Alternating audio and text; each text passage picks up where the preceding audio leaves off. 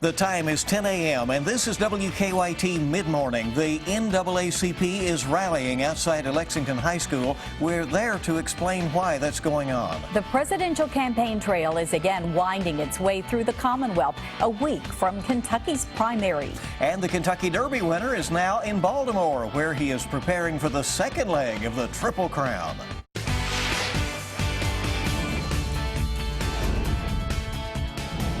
This is WKYT Midmorning. Good morning. So good to have you on WKYT this morning. We're going to be watching weather very closely today. I'm Bill Bryant. And I'm Barbara Bailey. This is a WKYT First Alert Severe Weather Day. We're already seeing some storms in our area, but the severe threat is still hours away. Let's go to WKYT meteorologist Micah Harris, tracking the threat now on our First Alert Defender network. Micah? Yeah, these thunderstorms rolling through right now. This line of it is actually falling apart. We're still going to get some heavy downpours out of it. Already seeing that across Frankfort and up toward Owenton, and then work your way down into Danville and Harrodsburg, all the way back toward Adair County. That's moving eastbound. Lexington will get in on the mix here in just about 30 minutes to an hour, and that's moving east, okay? But it's falling apart.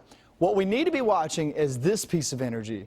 Doesn't look that impressive right now, but it's heading due northeast, okay? It's going to ride right along the river, and what this is going to do is impact our forecast later on. Now, there is an upgrade from the National Weather Service, from the Storm Prediction Center, rather, over in Norman, Oklahoma. An upgrade from slight risk to enhanced risk, so it's getting better opportunity to actually see severe weather later on today. Is it strictly damaging winds, large hail, or tornadoes? We're going to talk all about that, and I'm going to break that down for you coming up in just about 10 minutes. All right. Well, we hope it isn't as rough as it has been in some places, certainly. Right. A strong series of storms that hit the plains, spawning tornado, causing property damage and killing at least 2 people in Oklahoma, is still churning today. There is also storm damage in Nebraska, where there was a miraculous survival story as well. A man clung to a tree while watching his home blow away.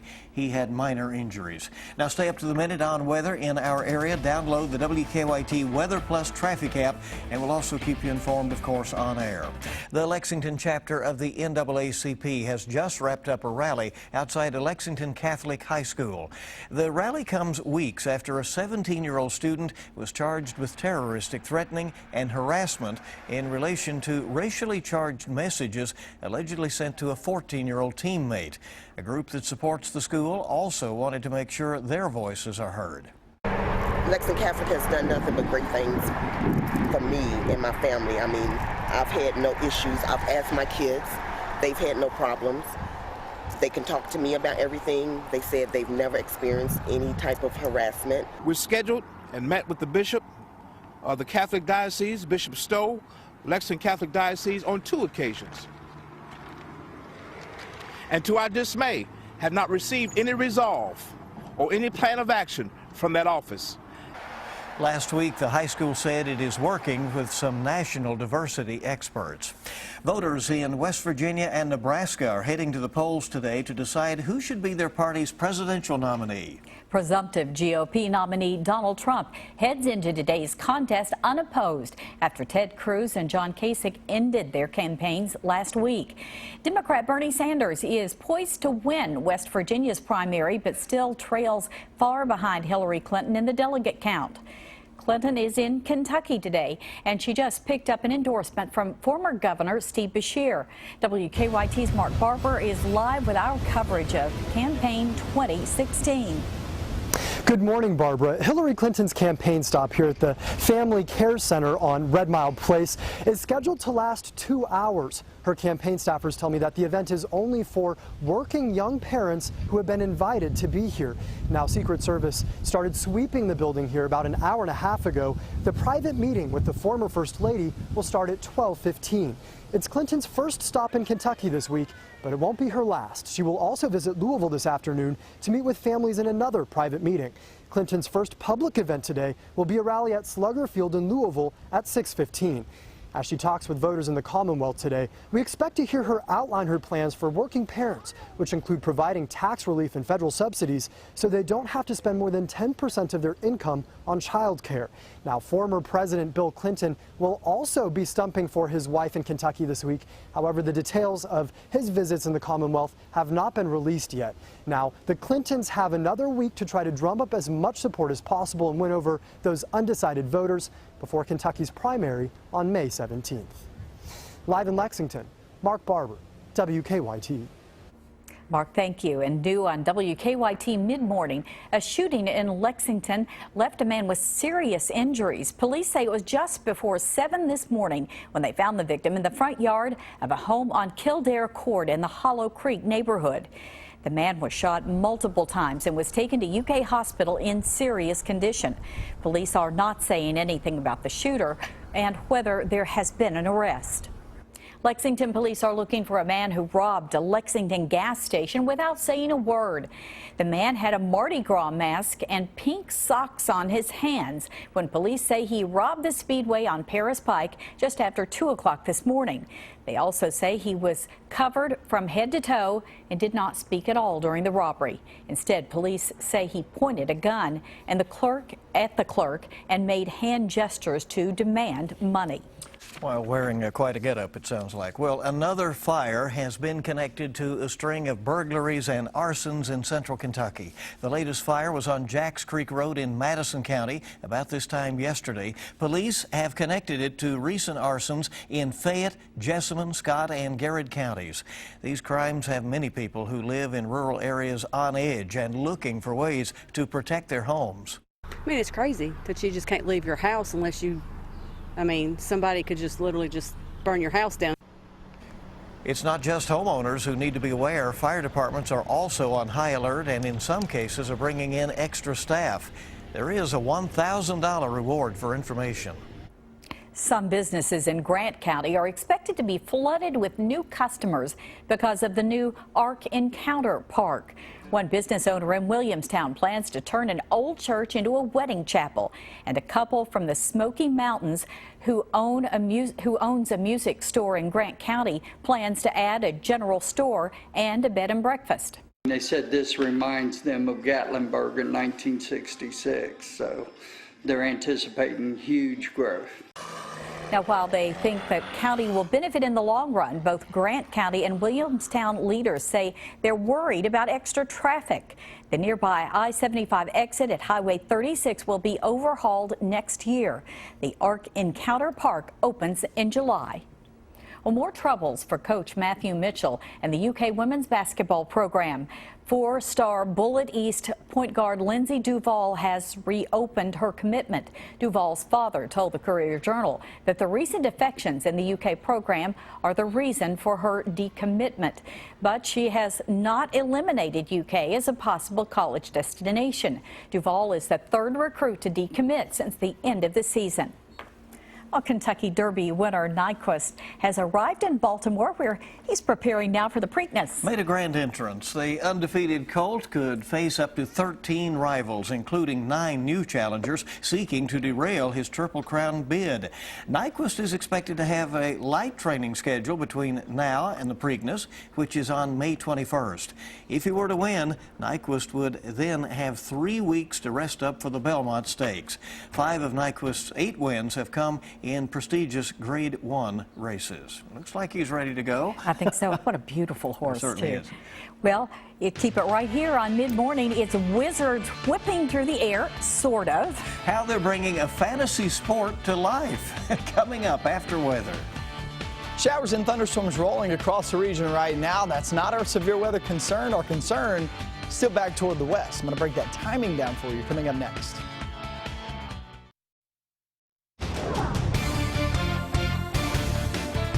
We have some showers and a few rumbles of thunder out there as this line of showers and thunderstorms rolls eastbound and northeastbound. Some heavy downpours through, say, Owen-10, and then work your way back toward Williamstown. Williamstown heads up. It'll roll right into your neck of the woods here in about 10 minutes. Frankfort and Midway, very soaked. Danville, very soaked as well in Boyle County. Sliding southbound as we head toward Dunville and Liberty. All that's heading east and northeast. I don't want to pay much attention to that because that's not really going to affect us that much. It's just wet. Then we look back toward the west. Here is your actual piece of energy that we need to be watching very closely. Obviously, still a ways away. I mean, several hours away, we're going to see this head northeast. And what this is going to do is trigger off some thunderstorms in towards your afternoon and off into the evening hours. That is your best timing for strong to severe thunderstorms. I'd say afternoon, about a 40% chance of thunderstorms, and some of those will be strong with the potential for an isolated severe cell. But really, it's the evening and nighttime hours. You go anywhere from 6 p.m. to about midnight. That is your best time frame to see these severe thunderstorms roll on through. We're pretty confident that we're going to be seeing some severe storms later on. Now, timing-wise, let me tell you this. There are multiple models out there that we look at. Most of these models don't match up with each other whatsoever, timing-wise. And so that puts us in kind of a bit of a predicament on where do we go with the timing with these severe storms. Remember, this isn't your storm timing. This is your severe threat timing, okay? So 4 to 7 p.m., this is my forecast, what I'm leaning toward at this time. If it changes at noontime, I obviously will update these numbers for you and show you there at noon. But as of right now, 4 p.m. to 7 p.m. back toward the west and northwest. And then you slide toward Lexington right around 7 to about 10 p.m. there in the Bluegrass region, and that'll take you up to Maysville and down toward the Cumberland region. And then the farther you get down toward the southeast, that's the best likelihood of seeing it from 10 p.m. to about midnight. The storm impact, high winds, that's going to be our main concern as we travel throughout your next 12 to 24 hours.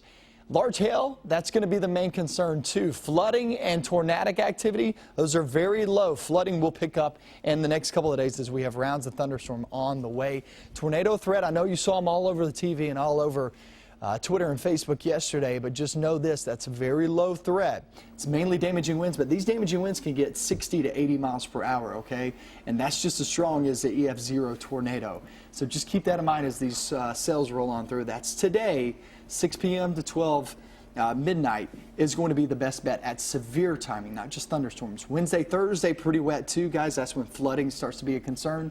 And then Friday, we finally take a break from the storms as we're going to be sitting there with a nice afternoon. And you know what? Today, awful timing or perfect timing, whichever way you want to look at it. But, you know, we have a big event coming up tonight. Join the WKYT First Alert Weather Team by working hand in hand with us to provide weather condition updates from all over Kentucky and get a chance to see the blockbuster movie Twister on the big screen. WKYT is inviting current and new members of the WKYT Weather Watcher team for a special event. It'll be at the Kentucky Theater tonight. Now, after meeting WKYT's team of meteorologists, WKYT Weather Watchers will be treated to a free screening of Twister, which is marking the 20th anniversary of its original release. All right, Micah makes a very good point. I don't know if it's terrific timing or bad timing, but when meteorologists put on an event, you just know that something's going to happen. Well, and Chris will probably have to be here to be on air. Yeah, so, there's no doubt about it. He'll be back here. All right, listen up, Harry Potter fans. The game of Quidditch is real, sort of. A team of skydivers brought the fantasy wizard sport to life by squaring off in a broomstick bout in midair. The high-flying act was a PR stunt for a Colombian communications company. They may be mere muggles, but they play like Potter pros, don't you think? Right. Even the series author J.K. Rowling was impressed, retweeting the video to millions of her followers. It sort of looks like fun. It fun. Looks like fun, yeah. They make it look easy, but but exactly. Well, Minnesota lawmakers introduced new legislation in the wake of Prince's death, and the nominations for next month's CMT Music Awards are out. Terry Okita has your eye on entertainment. Underwood is up for 3 CMT Music Awards. She's tied with Chris Stapleton and Cam for the most nominations. In this burning house. All 3 performers are nominated for Video of the Year. Underwood has won the award the last 4 years. The show airs June 8th. In the wake of Prince's death, Minnesota lawmakers introduced a bill Monday to protect an artist's image even after he or she dies. It would prevent people from selling T-shirts, posters, and other items featuring images of the late music icon without consent. The legislation would give control of the artist's image to his or her heirs. Actor Jack O'Connell stopped by the Empire State Building yesterday to support his upcoming film, Money Monster. Man up! Who's that guy on camera, too? O'Connell stars as a distraught investor who takes over a financial television show live on the air after he loses all his money. George Clooney plays the TV show host, and Julia Roberts, his producer. I arrived on set a little later than them, so I was turning up into something that already existed, and they were cool about it. It made me feel very welcome. Money Monster, directed by Jodie Foster, opens Friday. That's your Eye on Entertainment. Terry Okita, CBS News, Los Angeles. All right, hope you'll stay with us here on Mid-Morning on WKYT. Our next guest travels the world with the legendary Gaithers, but he's coming home for a special concert in his hometown of Russell Springs. Kevin Williams is here next on WKYT. And tonight's Mega Millions jackpot is $150 million, and Wednesday night's Powerball jackpot, $40 million. Welcome back. It's Mid-Morning on WKYT. He's a guitarist, a humorist, and he has been the band leader for the legendary Gaithers for 23 years. Kevin Williams giving back to his hometown of Russell Springs with an annual concert this Saturday. And we're happy to welcome him here this morning. So glad you could come in. Thank you. I what a great appreciate thing you that. do. It's great to see you guys again, too. Well, it's good to see you. It was about a year ago that I was here, and we were talking about, well, we made it a second annual, so we've lasted one more year. So it's a third annual now. You can't All right. stop now. Keep it coming. Why does the Kentucky boy come home? Oh, let me tell you. Well, first of all, as I was driving in here today, the beauty of this whole area is my home, and so I love that. Grew up in Russell Springs, Kentucky. It's in Russell County, Lake Cumberland area, and so about 2 years ago, my elementary school music teacher, Jonelle Smith, called and said, "Would you consider coming and doing a concert in Russell Springs? It's my hometown, and I learned guitar there, you know." My guitar teacher, Larry Beasley, still teaches lessons in that town.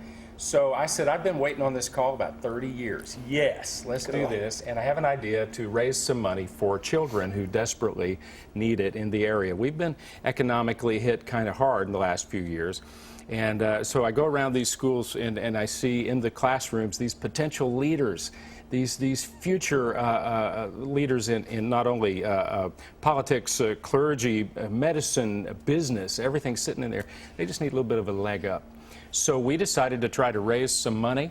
And you can see some pictures from last year's, that's actually 2 years ago. That's my guitar teacher, Larry Beasley, that played for the father of bluegrass music, Bill Monroe. I know he's proud of you. Well, he and I get together, and I'm still a little nervous around that guy when I play. I don't believe that. There's a packed house. The venue is the First Baptist Church in Russell Springs. They've been so kind to let us just kind of come in, take over, and every seat is usually filled. It's a free concert, Barb.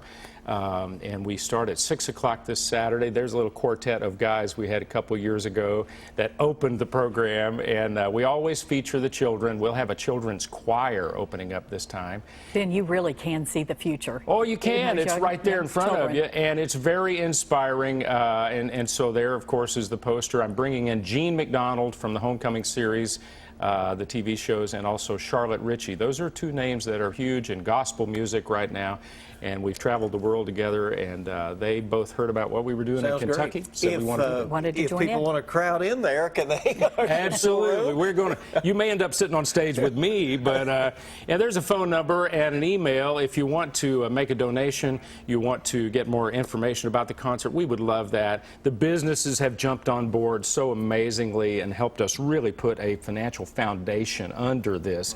So our goal is $30,000 for these kids this year. I think it's going to happen. Well, thank you all for the promotional value and being so nice. When the cause is great, people always want to come on board. Really is. It's a great thing you do. Thank you so much. And keep it right here this mid-morning. Going to check in with the Mr. Food Test Kitchen next. See what's whipped up here on this Tuesday.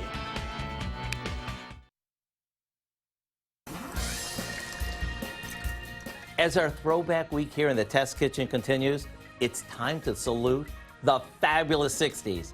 What a time it was. While JFK won the election and was dealing with Vietnam, Chubby Checker was keeping us entertained with something called The Twist. That changed the way we dance forever. TV also evolved. Primetime introduced America to a new cartoon, The Flintstones, and they kept us having a yabba-dabba-doo time. During late night, Johnny Carson took over The Tonight Show with his quick wit. And although he was very funny, most of America fell asleep while watching him. Another craze at the time, people were beginning to entertain more at home. That meant cocktail parties were on the rise, and foods like stuffed mushrooms, finger sandwiches, and mini meatballs were all the rage. And not just any meatballs, but Swedish meatballs. And since they were such a crowd pleaser, they were able to stand the test of time and are still popular today. Back in the 60s, these savory little meatballs were served with a toothpick, which made them perfect for entertaining. But today, they also work just as well over egg noodles for a lip-smacking main dish. The recipe for classic Swedish meatballs is online now, so you can serve them at your next cocktail party or any night of the week. I'm Howard in the Mr. Food Test Kitchen, where every day we're looking for what they called back then an out-of-sight way for you to say, ooh, it's so good. What will he be doing tomorrow? The 70s, I would guess. Exactly. All right, let's talk about these storms because this is a big talker for today. Now, the severe timing, not thunderstorm timing, severe timing, 4 p.m. to 7 p.m. back toward the west, 7 p.m. to 10 p.m. right here around the Bluegrass and down toward the Cumberland region, and then 10 p.m. to midnight down toward the southeast. Guys, from now through noontime, I'm really going to dive into these weather models and see exactly if these are starting to line up because they're not agreeing with timing on this. So this is low confidence timing. I'm going to update these times if I have to coming up at noon. We'll stay on top of it for you. Thank you for being with us, and we will see you right back here at noon. See you then.